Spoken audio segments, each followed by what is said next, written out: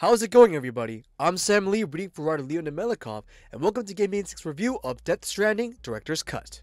You see, describing Death Stranding is like trying to explain to someone how a core gameplay mechanic that seems to be extremely boring and tedious can be addicting, rewarding, and most importantly, fun. Ever since the game's announcement many years ago, the gaming world was utterly puzzled, confused, nervous, and excited all at the same time, simply because it was the next big game from the very well-known game designer Hideo Kojima, who is famous for the legendary Metal Gear Solid franchise. Kojima loves to mess with people's minds, and Sony enjoys playing along with him and his ideas. The game is over a year old by now, and most interested gamers already know what it's all about. However, it's still worthwhile to explaining what Death Stranding actually is, how it plays, and why it's so damn fun and addicting. There is quite a lot going on in Death Stranding, so it's best just to talk about the main premise of the game, some of its main characters, and that's it. Otherwise, we'll end up in spoiler territory, which we would prefer to avoid at all costs.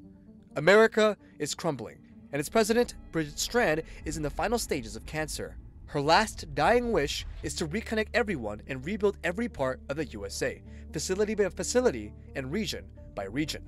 You assume the role of Sam, who is a porter and works for a company called Bridges. Porters are essentially another name for delivery people who take packages and cargo from facility to facility in the same region or across regions in the USA. Throughout the game, you'll meet many different types of characters, such as Deadman, who's played by Guillermo del Toro. Deadman is a doctor who takes care of you and assists you as any doctor would throughout your journey. Then there's Amelie, who's one of the core characters played by Lindsay Wagner. There's also Higgs and Fragile, who play a vital role in the whole storyline. Higgs is portrayed by Troy Baker, the same actor who played Joel Miller from The Last of Us 1 and 2, and Nathan Drake's brother Sam from Uncharted 4: A Thief's End. The list of familiar faces and voices go on, but perhaps it's better to play the game and experience the characters and their motives yourself instead of describing every single character you need to know now. If you played any previous title from Hideo Kojima, then you know what to expect when it comes to the cutscenes, characters, plot development, sound cues, and so on. Kojima always strives to provide an emotional cinematic experience mixed with great gameplay design. While the game is packed with a bunch of cutscenes in the beginning hours, there's enough gameplay there that the player don't have to worry about running into another Metal Gear Solid 4 situation where the majority of the game was cutscenes instead of gameplay. That's a good thing in my book. Surprisingly for a Hideo Kojima game, the plotline of Death Stranding is easy to follow, and most importantly, the cutscenes are fun to watch, well acted, and just as you'd expect, full with a great ambient soundtrack and fitting sound effects. Oh, and yes, there are plenty of moments where your mind gets confused and you think a bit more than usual, but that's a normal Hideo Kojima experience for you. Otherwise, it wouldn't be a Hideo Kojima game. And if you enjoy that, then Death Stranding will be right up your alley when it comes to storytelling and the overall plotline. This is where Death Stranding has really caught me by surprise, and in a good way. The game's core design mechanic is to make deliveries from one facility to another facility in the different regions of the USA. In the beginning, you are somewhat introduced to a short tutorial of carrying a package and traversing the environment, all while learning about the game's universe and its characters. On paper, this idea sounds incredibly awful and tedious, but thankfully, it was designed exceptionally well to the point where it's one of the best games I've played this past generation. I'm not counting the 9th generation of consoles, since this is just a re-release with more bells and whistles. So, you'd be asking, how is making deliveries in Death Stranding fun, and what is so good about it? Death Stranding is a perfect example of when a game is solely designed around one core mechanic, which I previously mentioned is about making deliveries and managing your inventory. The gameplay loop is quite simple to explain. You go to a facility and pick up an order from the terminal. The screen menus tell you exactly what you are going to be carrying on your character, how much it'll weigh, and where the final delivery destination is. The challenge is to learn how your character and the cargo being carried interacts with the environment and the best way to traverse around it to get to the drop-off location. While some deliveries are quite long distances, others are mountainous areas, which climbing steep locations in Death Stranding is a daunting task. That is, unless you are smart with your inventory management and can understand how the game's mechanics work with the game's physics. Whoever designed the inventory system for Death Stranding seriously deserves a platinum medal. It is that good.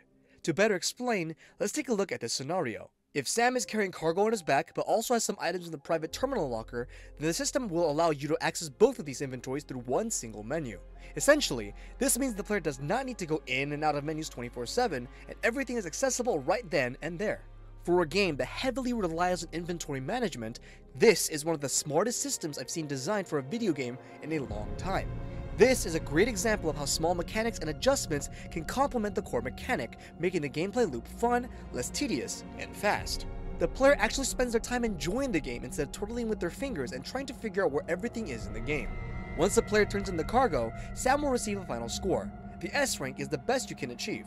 If you've played previous Hideo Kojima games, then you'll feel right at home with the ranking system. Sam gets graded on a lot of aspects including time, how much damage the cargo received, distance, weight, and so on. I've poured more than 30 plus hours into the game and played it on very hard difficulty setting, and quite frankly, it's actually not that difficult to achieve S ranks, especially once you understand the mechanics and get the flow going. The game also has an extensive crafting system.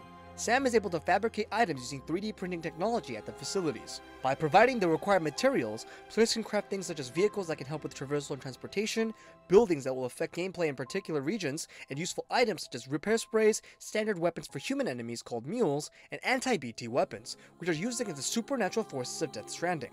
Crafting is very easy to understand, and as the player progresses through the main storyline, Sam will receive higher level items that are more powerful than previous ones. For example, you can equip an exoskeleton to your body so that you may carry more weight than normal.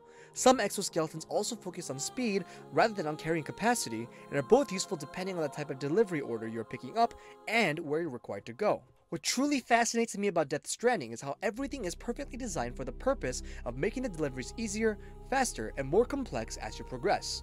Early in the game, you do not have access to many items, and the delivery experience is quite basic. As a matter of fact, you have a basic level 1 exoskeleton, anti-BT grenades, repair spray, and that's pretty much it. You're completely on your own to figure out the land and the best routes to each of the facilities. However, once you get to episode 3 or so, things really start to pick up. The game opens up and becomes more complex than ever before, but all these new mechanics and ideas are incredible to experience. There are very few games that are good at rewarding players for their time and overall progression. Not only does Death Stranding have great pacing when it comes to challenging the player with traversal and combat as they progress, but the game also rewards the player for adapting to these changes and complexities. Vehicles in Death Stranding are a vital part of the gameplay, while also adding a ton of personality and fun to the game. The first vehicle is called a reverse Trike. Sam is able to put cargo on the backseat and also carry some on his back, not to mention the vehicle is quite fast if you use the L3 button to boost. However, you have to be mindful of the vehicle's battery, what you are carrying, and where you are going. If the player drives sloppily or runs into a BT by accident and gets grabbed by them, then they're in for a world of hurt. The cargo can also suffer enough damage that it will negatively affect your rank. As previously mentioned, you will start gaining access to new toys and gadgets, and vehicles are no exception to that either. Eventually, you'll be able to build 2 additional reverse trikes, one that is focused on carrying more cargo than the basic trike, and another that is ideal for long distance travel thanks to an additional battery. Sam can have up to 4 vehicles at a time in a particular region. If you want to craft a new one, then you have to dismantle one of the other 4, which makes sense from a balancing perspective. Speaking of crafting vehicles, players can also craft buildings such as generators. The generators are basically battery charging stations. If Sam's exoskeleton battery is almost out of juice along with his reverse trike, then you should hit up a local generator or build a new one if necessary. You can also build safe houses where you can enter a private room to fully heal via sleep, take a shower, use a restroom, and access other parts of the game such as nightmares and the firing range. Normally, the private room is accessible through a terminal facility, but the Safe House HQ allows you to enter wherever you've built it. It can also act as a garage in the middle of the map for your vehicles. Nightmares and the firing range work the same way as the challenges did in the Metal Gear Solid franchise. In Nightmares, you can access previous boss fights and compete for leaderboard rankings. Go to the fire range to get ranked on different weapon challenges such as killing all the BTs in a fast amount of time, or shooting fake targets and racing your way to the goal location. Death Stranding has another big component that makes it truly unique and different from many games released in the past. Not only is the game not a conventional action-adventure shooter game, but it also takes the Demon Souls and Dark Souls style of online integration to the next level. In the Dark Souls games, players are able to leave online messages to others and either use them to troll someone or legitimately help someone out. These messages let players know that there is a trap ahead or a monster that is hiding around a corner. Death Stranding takes these types of elements to the next level. If you're playing the game in online mode, you can see other people's buildings and use them to your advantage.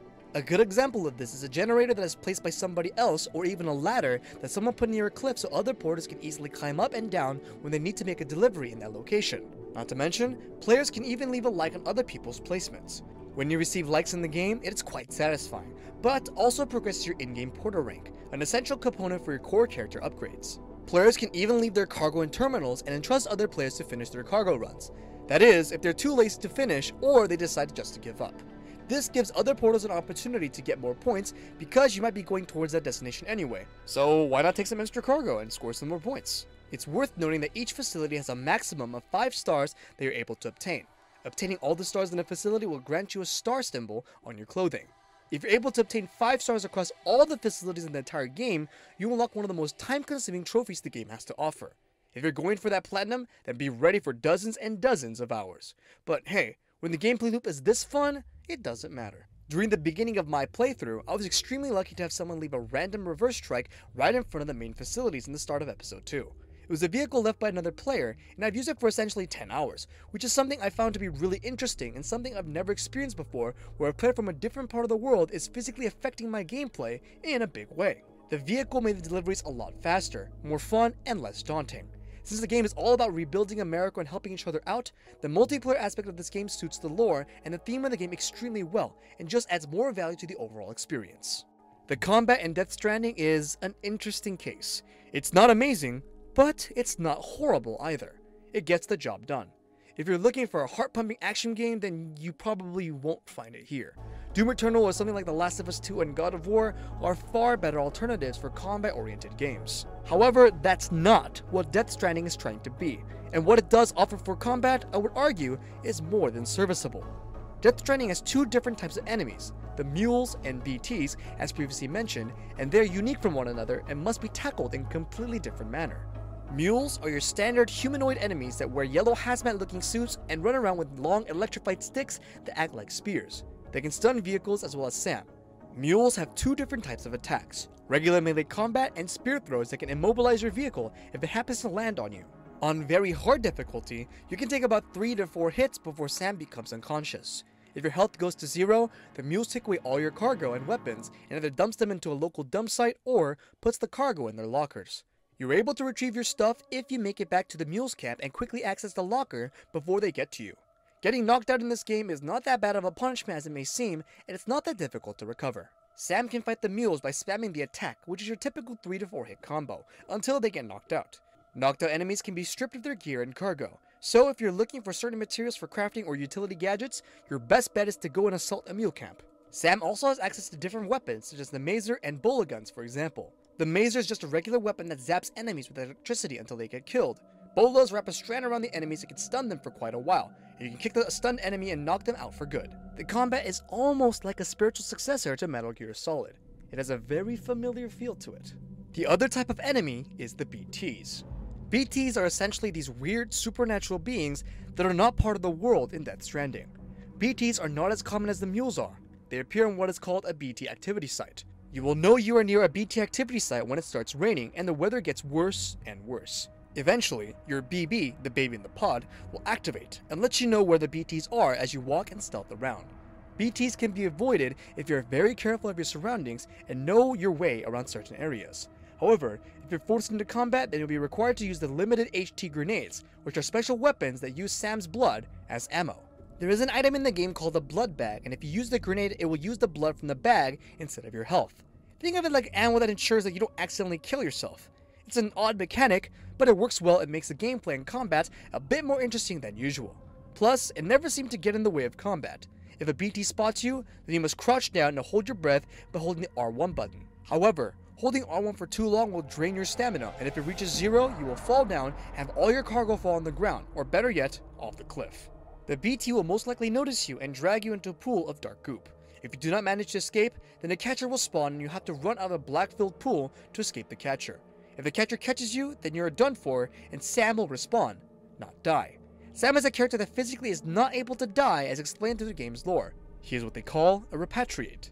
It wouldn't be a Hideo Kojima game without cool boss fights. In Death Stranding, you fight these unique, scary-looking BTs. Since the game is already a year old, we figured it would be okay to show an example of the first boss fight. This BT monster is called a catcher. As the name implies, it tries to catch you and eat you up. It's a basic fight in terms of mechanics. You are forced to run around a nightmarish-looking environment covered in the black goo, and collect as many hematic grenades as possible. Blood bags were also scattered around and are required for you to stay alive. After you gathered around 6 to 8 grenades, it was pretty easy to finish the boss off. You just run around, throw a few from a far distance, and then try to go to another side of the arena and avoid his attacks as much as possible. Rinse and repeat, and you'll be dead before you know it. The boss wasn't that difficult even on very hard difficulty, and took about 2 tries to take down. The design of the boss is also worth mentioning. It looks like the artist wanted to take some inspiration from H.P. Lovecraft because his catcher is quite the Cthulhu-looking one. Death Stranding is not your insane-looking, drop-dead gorgeous game. However, for what it's trying to do and achieve, the visual art style looks good and gets the job done. The game runs in the Decima engine, which is the same engine that was used for Horizon Zero Dawn and now, of course, Death Stranding and the upcoming Horizon Forbidden West. The environments in the game are quite plain and not very busy, but that's not necessarily a bad thing considering the game is set in a post-apocalyptic America. You won't find many trees in the game or a ton of foliage, but you will come across a ton of mountaintops, buildings built by players, rocks, cliffs, rivers, craters, and so on. The game also has a photo mode, and there are plenty of locations to take beautiful pictures from, especially if you manage your way up a high mountaintop. Audio on Death Stranding is quite good. The menu inventory sounds are snappy and fitting. Vehicle motors sound great, weaponry explosions are satisfying to hear as well. As previously mentioned, the awesome cast of characters and actors all have great dialogue, and no one is ever annoying to listen to. That is important when you're trying to tell a good story, assuming that the character that is speaking is not meant to be disliked intentionally. The ambient music fits the ominous vibe of the game and usually cues at key moments during cutscenes. Death Stranding has also licensed some music from Low Roar, which personally is not my type of music, but it fits the game theme and meaning quite well. So it makes sense why Hideo Kojima and Sony decided to go after them specifically. It is usually played during certain missions in the storyline, but it can be interrupted if you come across a BT or a group of mules and get into combat. It's worth mentioning that the director's cut version of the game on the PlayStation 5 runs at a silky smooth 60 FPS at 800p and defaults to the performance mode. 60 FPS is something that PS4 and PS4 Pro were lacking, so this is without a doubt a welcome addition. The game also features a widescreen mode that is similar to the PC version of the game. However, since the PS5 doesn't actually support a widescreen mode, you do get black bars on top and bottom of the screen, but receive a much more dramatic field of view. This version of the game also features a quality mode, which is native 4K and targets 60 FPS. Surprisingly, it stays mostly at 60 FPS, but does dip a bit more during BT encounters and in-game cutscenes. Other than that, Director's Cut offers quite a bit more than the standard PS4 version. This is the optimal way to play the game if you have yet to play it or want a smoother experience. Death Stranding has this odd feeling where picking up a simple delivery can create an interesting experience every time you hop from facility to facility. One time, you can pick up a delivery, but then decide to stop by a different delivery on the way. Before accomplishing the delivery, you could, maybe, build a road or fight a bunch of mules because you need mats for this other building you want to finish. You can clearly see a pattern here, how each different gameplay element creates a fun and different experience every time you decide to go from one part of the map to another. There would also be times where I'd say to myself, oh, okay, it's midnight. It's okay. I'll just do these last 2 deliveries. Fast forward and it's 3 AM in the morning. It's extremely rare for a game to do that to me, and I'm not sure how or why, but Death Stranding is very good at accomplishing that task. Anything that you do in the game rewards you in one form or another, and it feels good. I feel that many games these days really lack a sense of good progression. Meanwhile, Death Stranding does the complete opposite and rewards players for their time and effort. Maybe it's because I just want to see where the story progresses because it's actually good, and I love the characters and how everything is set up. Or sometimes, I just want to get 2 or more facilities to the maximum 5-star rank for that shiny new star on my clothing and character progression. Other times, I just enjoy driving the vehicles at blazing speeds on the roads that I built earlier. Death Stranding is a game that caught me by surprise. I am far from a Hideo Kojima fan and was never overly impressed with the Metal Gear Solid franchise, but this game just hits different. I'm happy to say that it's a game that is going on my list of games of the generation. While the game may seem very simple, which it is, it's the mechanics, characters, and story that complement it and makes it a lot more than just a simple delivery simulator. It is, from start to finish, an amazing and unforgettable journey. Gaming Instincts gives Death Stranding Director's Cut a 10 out of 10. And this has been Gaming Instincts' review of Death Stranding Director's Cut. To see more videos and reviews like this in the future, make sure to subscribe. Thanks for watching. This has been Sam Lee, and until next time.